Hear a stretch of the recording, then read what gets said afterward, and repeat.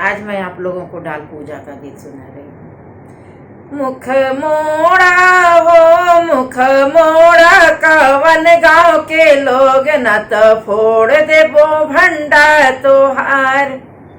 मुख मोड़ा हो मुख मोड़ा, कवन गाँव के लोग न तो फोड़ देबो भंडा तोहार।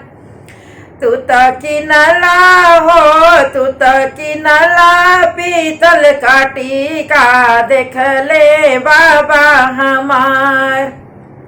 तू तो किनला हो तू तो किनला, पीतल का नथिया देख ले बाबा हमार।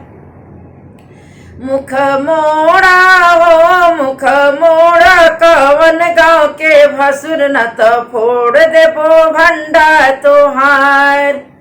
मुख मोड़ा हो मुख मोड़ा, कवन गाँव के लोग न तो फोड़ देबो भंडा तोहार। तू तो किनला हो तू तो किनला, पीतल का हरवा देख ले चाचा हमार। तू तो किनला हो तू तो किनला, पीतल का झुमका देख ले चाचा हमार। मुख मोड़ा हो मुख मोड़ा, भेड़ुआ भसुर न तो फोड़ देबो भंडा तोहार। मुख मोड़ा हो मुख मोड़ा, कवन गाँव के लोग न तो फोड़ देबो भंडा तोहार। तू तो किनला हो तू तो किनला, पीतल का कंगना देख ले भैया हमार। तू तो किनला हो तू तो किनला, पीतल का चूड़िया देख ले भैया हमार। मुख मोड़ा हो मुख मोड़ा, कवन गाँव के लोग न तो फोड़ देबो भंडा तोहार।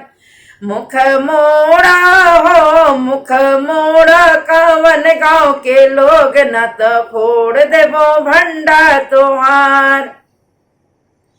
तू तो किनला हो तू तो किनला, सूती सड़िया देख ले जीजा हमार।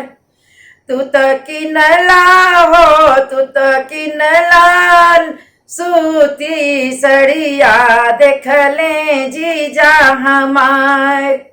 मुख मोड़ा हो मुख मोड़ा, कवन गाँव के लोग न तो फोड़ देबो भंडा तोहार।